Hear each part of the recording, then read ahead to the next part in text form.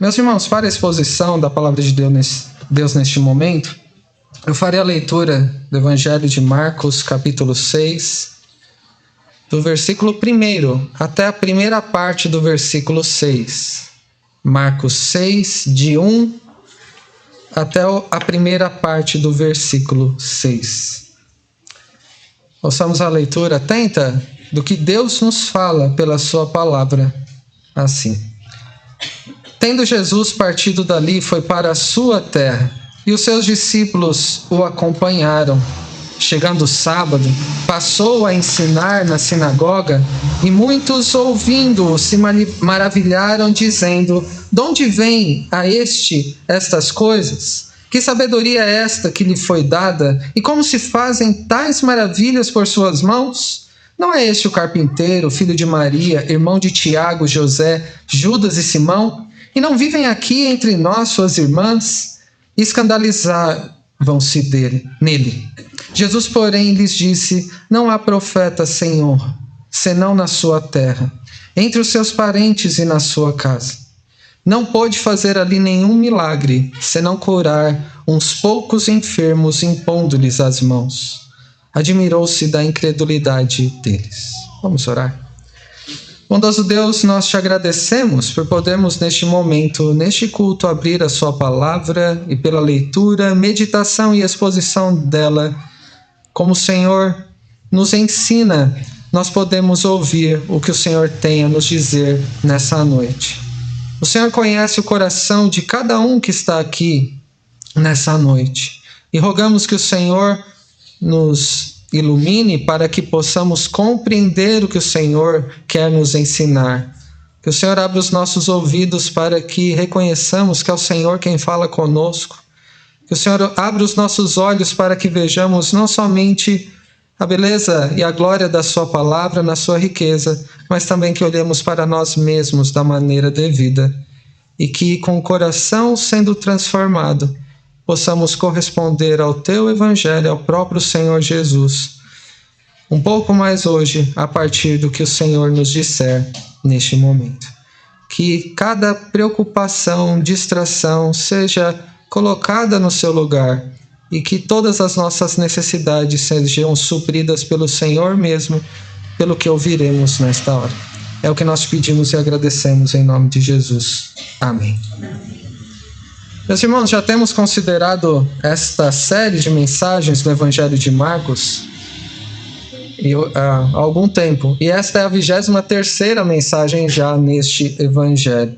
E temos visto sobre as várias formas como o Senhor Jesus, em tudo que fez, em tudo que ensinou, por onde ele passou, ele mostrou o que é o Evangelho. E ele mesmo é o Evangelho.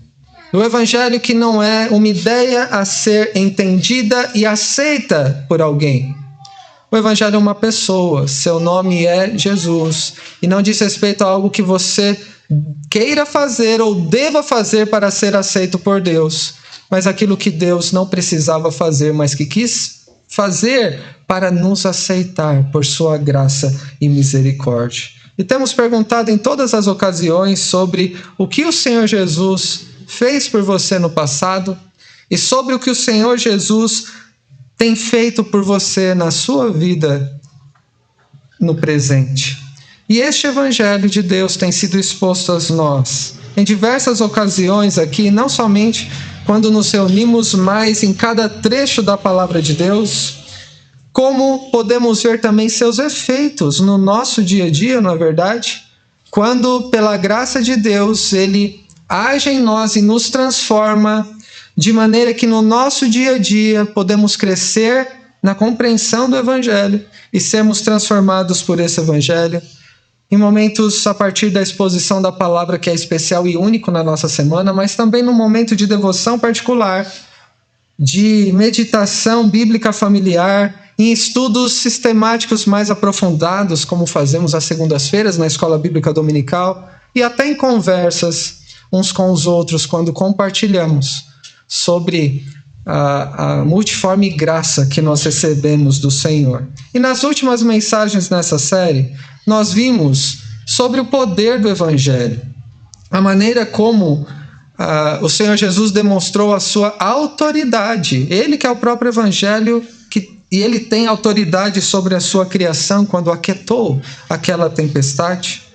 Nós vimos a sua supremacia na salvação, quando ele restaurou aquele homem que era possesso de muitos demônios, muitos espíritos imundos.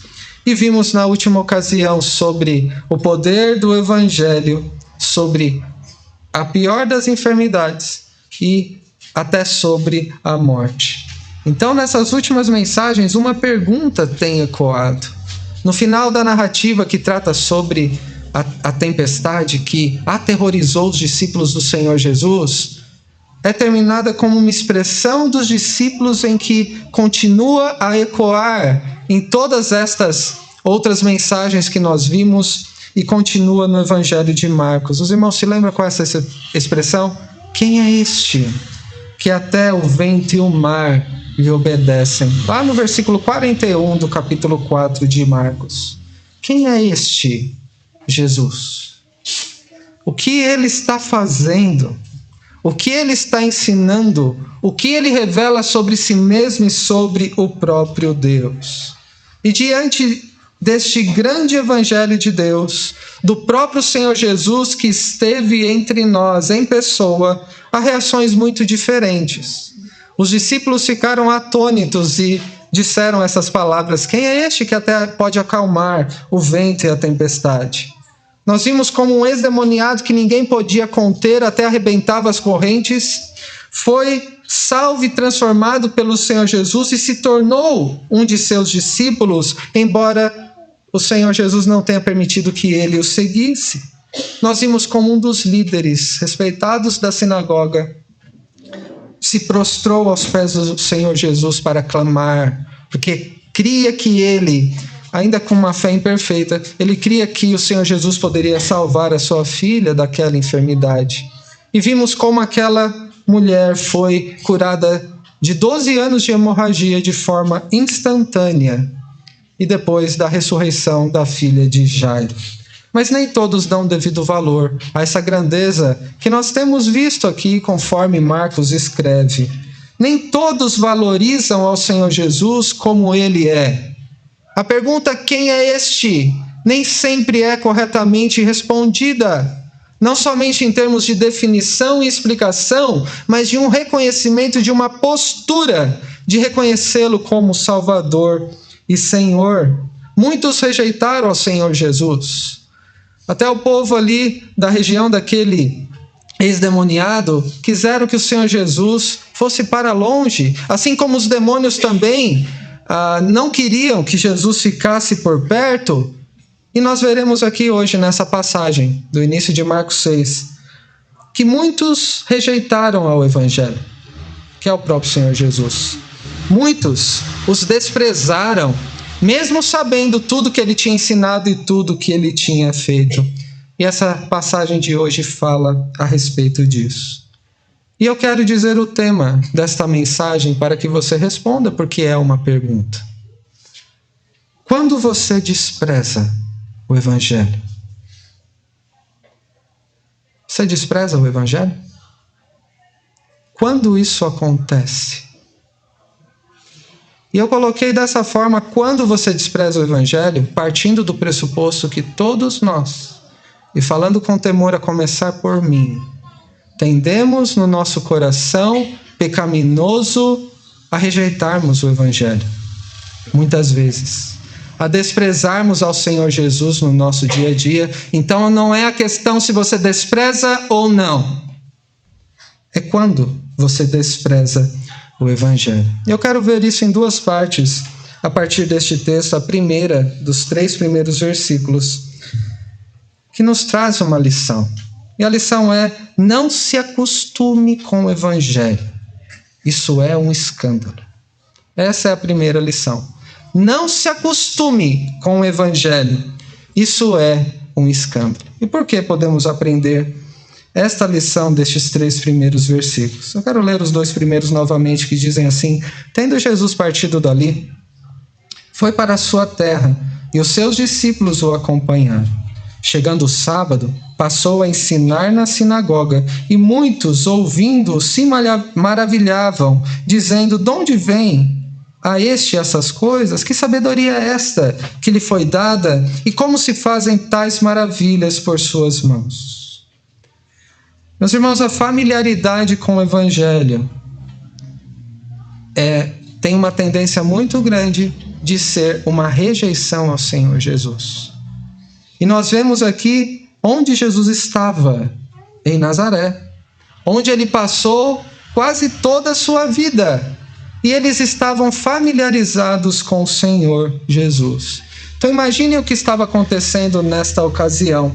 Jesus partiu do Mar da Galileia, onde concentrou as suas atividades no seu ministério neste mundo, e foi para a sua terra. E aqui a terra não é a sua terra natal, onde ele nasceu. Jesus nasceu em Belém por causa daquele decreto para o recenseamento. Isso, pela vontade de Deus, cumpriu a profecia de que o filho de Davi nasceria em Belém, Efrata.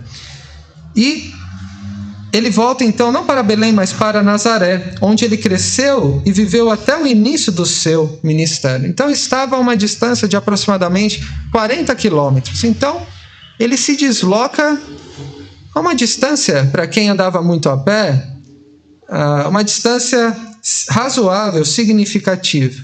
E alguns podem imaginar que depois de algum tempo, se coloque no lugar, quase 2 anos que Jesus estava fora, já no seu ministério, ele voltaria para casa para visitar a sua família, não é?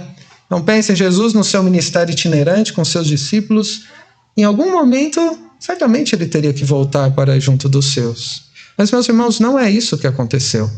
Não foi para isso que ele passou em Nazaré. Depois que ele revelou o seu poder e a sua autoridade sobre a criação, sobre os espíritos imundos e sobre as enfermidades e sobre a própria morte, multidões o viram realizar essas coisas, passaram a acompanhá-lo, e ele volta então para a sua cidade, assim como ele se dirigia a outras religiões, porque até mesmo na sua própria cidade eles careciam do Evangelho. O que os discípulos estariam pensando nessa situação? Vamos para Nazaré. Os discípulos devem ter pensado: que programão, não é? Em certa ocasião, um discípulo, Natanael, disse: de Nazaré pode sair alguma coisa boa? Olha só a fama que tinha esta cidade. Nazaré era então desprezível por muitos. O que de bom pode sair dali? Nada agradável e significante. Era insignificante em termos de importância também.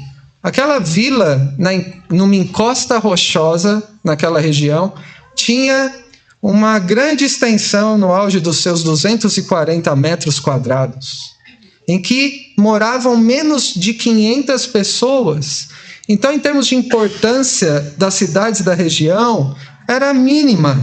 E por isso seria improvável, pela concepção de alguns, que um mestre como o Senhor Jesus, que levava multidões para segui-lo, e as próprias multidões eram muito maiores que a população daquela cidade, que Jesus fosse para lá. E por que Jesus quis ir para lá? Porque eles também precisavam ver o próprio Evangelho. Não importa se alguém está familiarizado com o Senhor Jesus, precisa ter um contato pessoal com Ele para que haja esperança de salvação.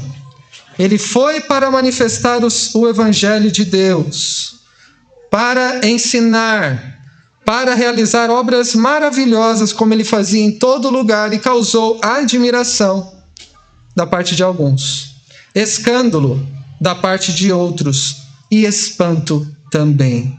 E no versículo 2 nós vemos que quando chegou o sábado, ele passou a ensinar na sinagoga.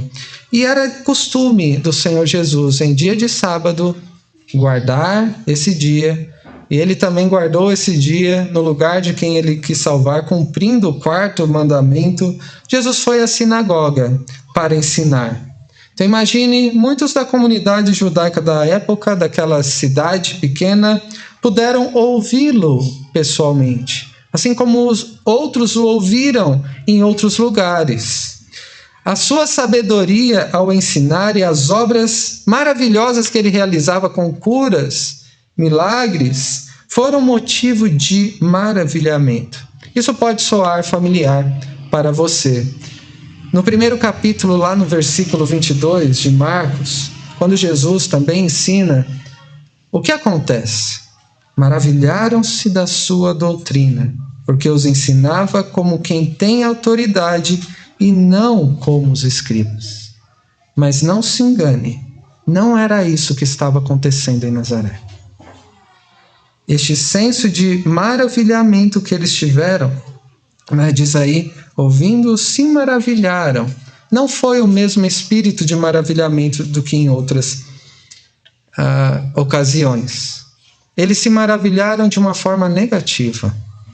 Você se lembra de que alguns familiares de Jesus, possivelmente até alguns amigos, aqueles do seu círculo mais próximo, vieram de Nazaré para prendê-lo, porque ele estava fora de si como um louco. Lá no capítulo 3 de Marcos, versículo 21, nós vemos isso. Ao saberem que Jesus estava rodeado por multidões que invadiam a própria casa e ele não conseguia nem comer, o que eles fizeram? Vamos prendê-lo, porque ele enlouqueceu. Ele está fora de si. E era com esse tipo de sentimento em relação a Jesus o Nazareno que eles haviam se maravilhado também. Foi dessa forma que o povo de Nazaré recebeu ao Senhor Jesus.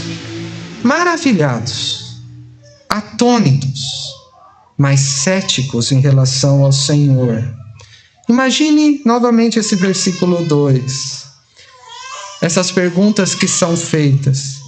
Imagine aquele que é desprezado, rejeitado, se aproxima, aquele que os próprios familiares consideraram um louco. Eles disseram, de onde lhe vem tudo isso? Que sabedoria é esta que lhe foi dada? E como se fazem tais maravilhas por suas mãos? Essas perguntas a gente deve compreender dentro de um ceticismo e rejeição ao Senhor. Mas eles foram além da rejeição. Eles não somente procuraram rejeitá-lo como se... O que está acontecendo com ele? Que ideia é essa que esse sujeito que a gente conhece tem tanta sabedoria ou realiza essas obras? Nós o conhecemos. Vimos ele crescer e até seus 30 anos ficou entre nós. Que novidade é essa? Mas eles vão além no versículo 3, dizendo... Não é este o carpinteiro, filho de Maria, irmão de Tiago, José, Judas e Simão? E não vivem aqui entre nós suas irmãs? E escandalizavam-se nele. As pessoas da cidade sabiam muito bem quem era o Senhor Jesus. E houve certa ironia nessas perguntas que eles fizeram. E houve um tom ofensivo também nisso que eles dizem aqui, que está registrado no versículo 3. Não é este um carpinteiro? Ele é um fazedor de coisas aí. Ele trabalha com madeira, com pedra, faz móveis, constrói algumas coisas. Nós sabemos quem ele é. E ser um carpinteiro não era de uma alta posição. Então nisso já o estavam rebaixando, minimizando a sua importância. Ele também é chamado de filho de Maria. E não era comum ser chamado de filho de Maria. Deveriam tê-lo chamado com respeito de filho de José, talvez. Ainda que José estivesse vivo e não sabemos, mas é possível que ele estivesse. Essa é uma expressão pejorativa sobre a sua origem. Este não é aquele filho de Maria? Vocês se lembram? Maria, aquela que engravidou de alguém que não foi José? Teve um filho ilegítimo e este aí é o filho bastardo de Maria. Chamá-lo de filho de Maria, rejeitá-lo assim, pela familiaridade que tinham com ele. E também conheciam seus irmãos e irmãs mais novos. Jesus era o filho mais velho daquela família, em que havia Tiago, José, Judas e Simão. E pelo menos 2 irmãs, porque aqui diz suas irmãs. Filhos naturais de José e Maria. Alguns dizem que estes filhos seriam também meio-irmãos de Jesus, no sentido que José já tinha filhos e depois casou com Maria, se tornaram enteados dela. Mas não tem base para isso. Maria concebeu quando era virgem, pelo Espírito Santo, mas depois casou-se com José e teve filhos e filhas, e nós vemos seus nomes aqui. E depois de mencionarem que ele era só um carpinteiro, era aquele filho de Maria, e nas entrelinhas ilegítimo, ele também era só o filho mais velho, o irmão mais velho desta família. E escandalizavam-se dele, ou por causa dele. A palavra escandalizar aqui é o sentido de ser uma pedra no sapato deles. Uma pedra de sapato. Escandalizar-se dele é o sentido de ficaram com nojo dele. Repeliram ao Senhor Jesus assim que chegou. Tiveram até um ressentimento, uma raiva dele e o rejeitaram. Mas ele era mais do que um carpinteiro, não é? Existe um livro que é intitulado assim, era mais que um carpinteiro. Ele era mais que um carpinteiro que fez muitas coisas de madeira e de pedra. Ele era o próprio Criador de todas as coisas, para quem tudo que existe foi criado. Ele era mais do que, na linguagem deles, um filho ilegítimo de Maria. Ele era o próprio Filho unigênito do Pai Celestial, através de quem Deus quis salvar a humanidade, que havia se tornado inimiga de Deus. O Senhor Jesus era mais do que o irmão mais velho de Tiago, José, Judas e Simão e algumas irmãs. O Senhor Jesus é o filho mais velho de todos aqueles que através dele seriam feitos também filhos de Deus, adotados como filhos amados e que seriam incluídos, como eu e como você, na família de Deus no decorrer da história. Ele é o nosso irmão mais velho, através de quem fomos feitos filhos de Deus. O povo de Nazaré havia se acostumado com o evangelho no meio deles. Você já parou para pensar como eles foram privilegiados? Durante 30 anos puderam conviver naquela pequena vila com o Senhor Jesus, que possivelmente conhecia todos ali. E todos o conheciam também. Eles puderam contemplar aquele que encarnou e que estava diante dos olhos deles durante 30 anos. Eles tinham ouvido a notícia daquela jovem virgem conceber um menino cujo nome significa Salvador, mas o rejeitaram como aquele Messias que eles tanto deveriam aguardar. Eles viram Jesus crescendo em estatura e graça diante de Deus e diante dos homens, e diante de quem ele cresceu, de todos esses. Mas ignoravam que aquele menino sem pecado era mais do que especial. Ele era aparentemente como um menino que havia ali também, na sua aparência. Mas imagine uma criança sem pecado. Certamente se destacava. Ainda mais uma cidade tão pequena, mas não o reconheceram como alguém da parte de Deus, como outros o fizeram desde que ele nasceu. Eles conviveram com o Senhor Jesus durante 30 anos, como se fosse um homem qualquer. Se acostumaram com a sua presença ali no meio deles, antes dele começar o seu ministério. E ainda que ele tenha começado a pregar o evangelho de uma forma mais intensa depois, eles já viam a expressão do evangelho em pessoa, e eles se acostumaram tanto com a presença de Cristo no meio deles, que acabaram rejeitando-o. Qual sentimento você tem diante deste fato de que eles rejeitaram ao Senhor, que eles tiveram o privilégio de conviver com Ele durante tanto tempo? Talvez alguém pense, mas que raiva, né, desse povo, rejeitando ao Senhor Jesus. Mas que escândalo, é exatamente isso. O Evangelho também é familiar para você. Você se acostumou com o Evangelho? Você já se acostumou com a presença do Senhor Jesus, a ponto de rejeitá-lo de alguma forma? Você já parou para pensar que, assim como os nazarenos, você também tem sido privilegiado? Você poderia até completar essa frase no seu coração diante de Deus: durante tanto tempo, meses, anos, décadas, eu tenho conhecido ao Senhor Jesus, o próprio Evangelho em pessoa. Eu tenho tido a oportunidade de receber o Evangelho, eu, Timóteo, nos meus 38 anos de vida. Cada um de nós tem uma história do tempo em que foi chamado. Alguns já nasceram tendo esse privilégio, outros foram privilegiados mais à frente, mas todos igualmente recebemos o privilégio de conhecer ao Senhor Jesus, que é o Evangelho em carne. Você tem ouvido a respeito de tudo o que está escrito dele no Antigo Testamento, sobre tudo o que ele fez e ensinou no Novo Testamento, e sobre a certeza que é o motivo da nossa esperança de que ele voltará mais uma vez. Assim como ele subiu ao céu, ele voltará para buscar os que lhe pertencem. Você tem visto o Evangelho crescer em você? À medida que você conhece mais a Cristo, vê quem você de fato é, e a palavra de Deus, as palavras de Cristo te transformam para que você seja mais semelhante a Ele? Você tem convivido com o Senhor Jesus durante o tempo que o Senhor te concedeu já até aqui. O que é um privilégio tão grande, meus irmãos, que não pode ser motivo de ficarmos acostumados, de tratarmos como algo comum, pois isso é um tipo de rejeição ao Senhor. Preste atenção.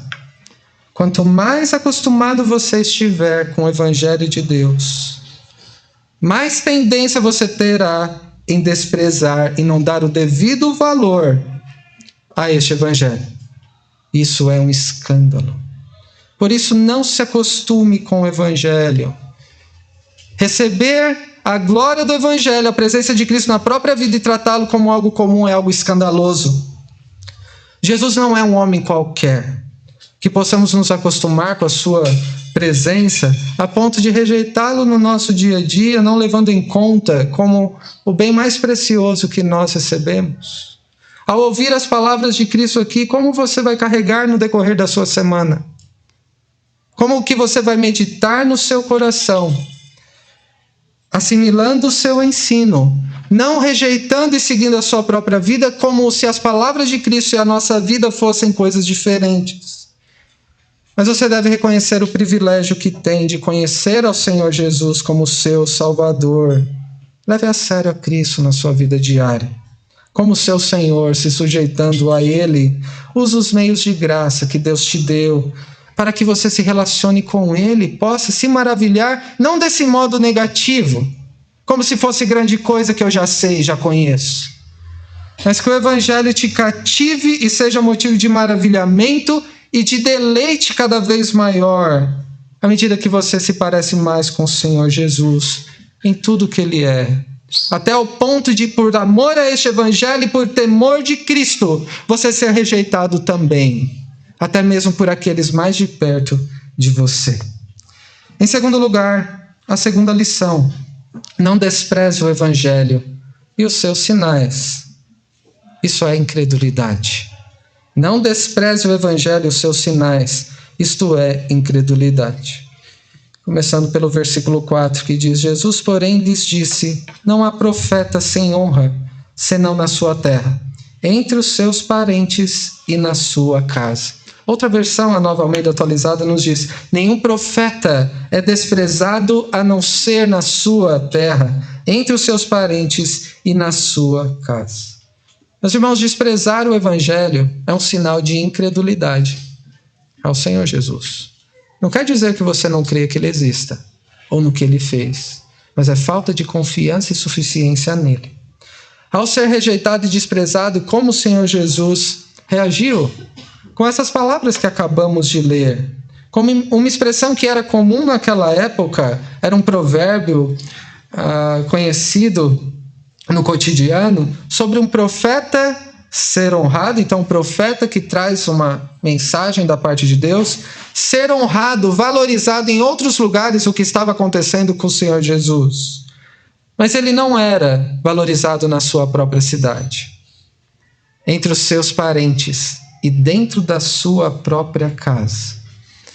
Quanto mais conhecido ele era na cidade de Nazaré, mais familiar ele era entre os seus parentes e mais intimidade se tinha com Jesus nos aspectos comuns da sua vida cotidiana, mais desprezo tinham por ele, porque eram incrédulos em relação a quem ele era. Nós vemos exemplos disso nos evangelhos. Os irmãos se lembram que os próprios irmãos de Jesus não criam nele durante o seu ministério, até a sua morte? Foram crer depois da ressurreição. João, lá no capítulo 7, versículo 5, diz: pois nem mesmo os seus irmãos criam nele. O desprezo e a incredulidade em relação ao Senhor Jesus também se fez presente entre os apóstolos, daquele círculo mais próximo do Senhor Jesus, os 12, quando um deles, Judas Iscariotes, o traiu. Ele teve incredulidade no seu coração e traiu ao Senhor Jesus, o rejeitou, o desprezou e o vendeu para ser preso e morto. Nem todos os que tinham algum conhecimento sobre o Senhor Jesus, que tinham informações sobre ele, sobre o seu ensino, sobre os seus feitos, tornavam-se crentes, e hoje não é diferente. Há muitos, mesmo no meio da igreja, que têm informações a respeito de Cristo, sobre o que Cristo ensinou, sobre aquilo que ele fez no passado, mas ainda permanecem incrédulos. Continuam desprezando ao Senhor Jesus como Salvador e Senhor. Alguns ficavam ainda mais endurecidos, desprezando e rejeitando ao Senhor naquele tempo. O caso de Judas, por exemplo, que o tempo passado com Jesus, seu coração se tornou mais endurecido, cauterizado e chegou ao ponto de trair ao Senhor Jesus. Em nossos dias também muitos que, recebendo a palavra de Deus, mas como diz o texto de Hebreus que lemos na liturgia, não é acompanhado de fé.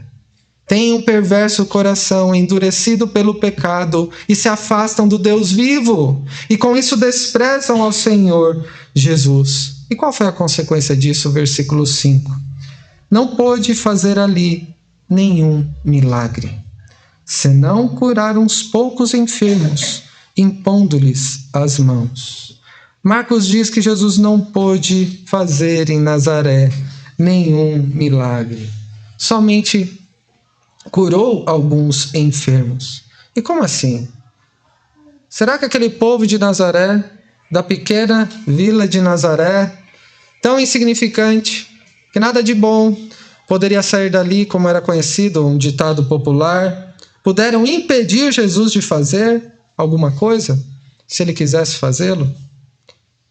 As pessoas de Nazaré rejeitaram ao Senhor Jesus. Foram incrédulas sobre eles por causa de ideias distorcidas que tinham a seu respeito. E deixaram de conhecê-lo como Salvador e Senhor enviado da parte de Deus através dos sinais que ele operava. Meus irmãos, isso também continua acontecendo em nossos dias. Muitos têm ideias distorcidas sobre quem é Jesus e não é o Cristo revelado na sua palavra, e isso é desprezar aquele que revelou a si mesmo quando esteve entre nós. É rejeitar a própria palavra de Deus. E pecar com incredulidade contra Cristo é deixar de perceber aquilo que Cristo está fazendo no mundo com a sua presença entre aqueles que ele chama para segui-lo. Mas mesmo assim, mesmo deixando de fazer milagres, por causa da incredulidade do coração endurecido, como uma expressão de juízo também, vejam que o Senhor Jesus, que veio para manifestar o Evangelho, ele não deixou de curar pessoas. Ele curou alguns e graciosamente deixou alguns sinais do Evangelho. Não somente com a sua presença, mas também na maneira como ensinou na sinagoga e com o que ele fez a curar pessoas. Meus irmãos, a incredulidade humana é esse pecado que é tão antigo como a própria queda, em que Adão e Eva, confiando em si mesmo e não na palavra de Deus, rejeitaram aquilo que Deus tinha ordenado, desprezaram o que Deus tinha dito. Incredulidade, por maior que seja, não é um impedimento para que Cristo manifeste a sua graça da forma como Ele quer, para salvar quem Ele quer. E é por isso que o texto termina, nessa primeira parte do versículo 6, dizendo: e ficou admirado com a incredulidade deles. E eu pergunto a você, se você também não fica admirado em como o ser humano rejeita e despreza a Deus. Você já ficou com esse sentimento? Impressionado como as pessoas são endurecidas em relação a Deus. Estão abertas a receberem tantas outras crenças tão estúpidas. Superstições. Mas não estão abertas a receberem as palavras de Cristo e confiarem nele. Não é impressionante como o coração humano é endurecido pelo pecado? E as pessoas preferem dar ouvidos a outros e não pensem somente nos de fora. Olhe a si mesmo com o espelho da palavra de Deus. Se a palavra de Deus diz algo, qual é a sua tendência em ouvir conselhos lá de fora, ao invés de buscar o cuidado de Deus através dos meios que Ele nos dá dentro da sua casa? As pessoas preferem dar ouvidos a outros ensinos, preferem. E se maravilharem com outras coisas e são tão resistentes a crer em Deus, naquilo que Ele quis revelar sobre si mesmo no seu Filho, e esperam que, se Deus atender a minha expectativa, aí sim eu vou confiar nele. Mas não foi para isso que Cristo veio. Para atender aos caprichos e às vontades humanas, para que possa ser possível ou confiável em crer nele. Um comentarista chamado James Edwards diz que a humanidade sempre quer algo diferente daquilo que Deus dá. O maior obstáculo à fé não é a falta de Deus em agir, mas a relutância do coração humano para aceitar o Deus que se digna a se apresentar a nós em apenas um carpinteiro, o filho de Maria. O coração humano quer receber algo da parte de Deus e não aquilo que Deus já ofereceu.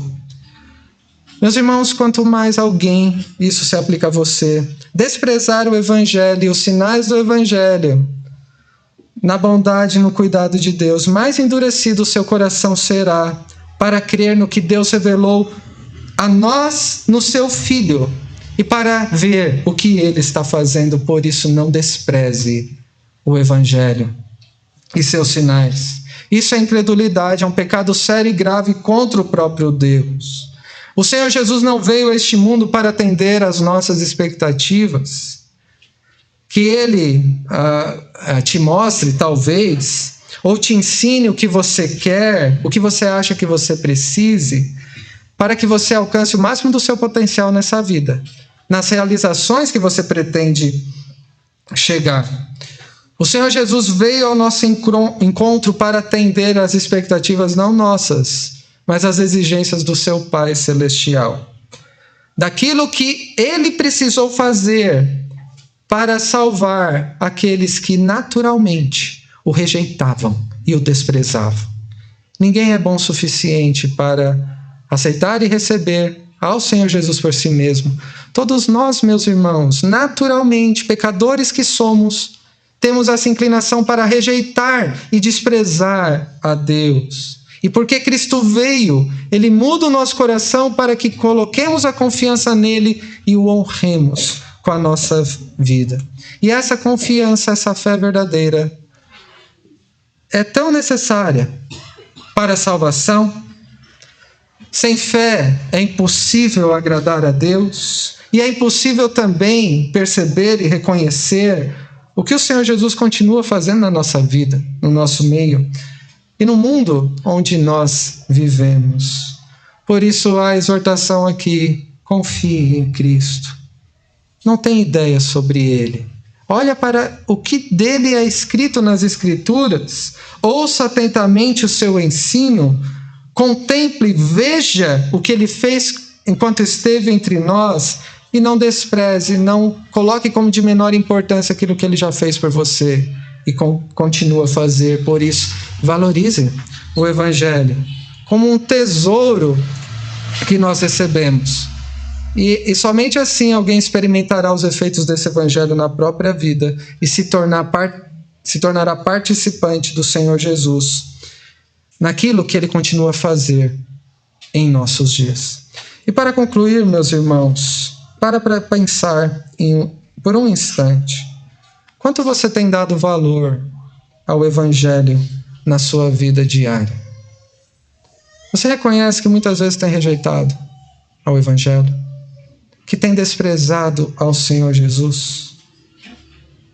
Nas vezes que você tem tratado o Evangelho como algo comum, em que está acostumado, como algo que não está em primeiro plano, é colocado facilmente em segundo plano, isso é desprezar o Evangelho, é não dar a atenção e a honra devida a Ele na nossa vida. Quanto você tem dedicado tempo à leitura da palavra, à meditação e à oração? Como você tem usado os meios de graça que Deus te deu graciosamente para o seu crescimento? E quais são os meios de graça? É a palavra de Deus e a meditação dela, a oração, os sacramentos, a comunhão com outros irmãos, momentos de adoração em que encontramos com Deus e Ele nos fortalece, nos supre, nos ensina a confiar e a depender mais dEle. Meus irmãos, muitas vezes nós rejeitamos e desprezamos o Evangelho quando negligenciamos os meios de graça que Ele nos dá, colocando a palavra numa outra posição que não é de mais alto valor. A oração é colocado também como de menor importância. Quando o irmão se aproxima, procura ajudar, confrontar um pecado, encorajar, é muito comum que entendamos que nós conseguimos resolver e não tem ninguém que se aproximar de mim, eu cuido da minha vida. Isso também é desprezar o Evangelho. É rejeitar ao Senhor Jesus que cuida de nós através uns dos outros. Quando no cuidado, no contexto da igreja pastoral, da liderança da igreja, se aproxima e um conselho que é fiel às Escrituras é rejeitado, não é a mim, aos presbíteros e aos diáconos que alguém está rejeitando e desprezando, é ao Senhor, não dando valor devido a este cuidado de Deus para conosco. Como você corresponderá à maneira que Deus nos falou nessa noite, na sua palavra? Nas decisões que você toma no seu dia a dia, na maneira como você se relaciona com as outras pessoas e na confiança e dependência que coloca no Senhor em cada área da sua vida. Eu quero terminar com a citação de um antigo bispo e escritor que chama o bispo Ryle, que diz que as Escrituras, a pregação do Evangelho, as ordenanças cristãs e os abundantes meios de graça que desfrutamos estão sendo continuamente subestimados pelo povo de Deus. Eles estão de tal forma acostumados com estes privilégios que são os meios de graça, que nem ao menos o reconhecem como um privilégio. É uma espantosa verdade que no campo da religião, mais do que em qualquer outra atividade humana, a familiaridade com os meios de graça gera desprezo, rejeição. Mas há um encorajamento aqui também, há consolo neste ensino do Senhor Jesus. Não somente um alerta para que não permitamos que nenhum tipo de incredulidade invada e ocupe o nosso coração. Há um consolo aqui para todos aqueles que são verdadeiramente crentes no Senhor Jesus, para aqueles que ministram a palavra de Deus, o Evangelho, que muitas vezes se desanimam, diz o bispo Ryle, diante da incredulidade do povo em geral ou de seus ouvintes. Há consolo para os verdadeiros crentes que se sentem sozinhos entre os familiares, que são rejeitados e desprezados por amarem ao Senhor Jesus, vendo todos eles apegados ao mundo e rejeitando ao Senhor Jesus. Lembrem-se esses crentes que estão bebendo do mesmo cálice, do mesmo tipo de desprezo e rejeição do Senhor Jesus. Lembre-se também que ele foi desprezado por aqueles que melhor o conheciam na sua terra. Aprendam que a conduta mais coerente possível, por melhores que sejamos, não faz as outras pessoas adotarem seus pontos de vista e as suas opiniões, como aconteceu a Nazaré. O que todos precisam, que rejeitam e desprezam naturalmente ao Senhor Jesus é ter um encontro com Ele. Quando você despreza então o Evangelho, não se engane, pensando que você não rejeita ou despreza o Evangelho.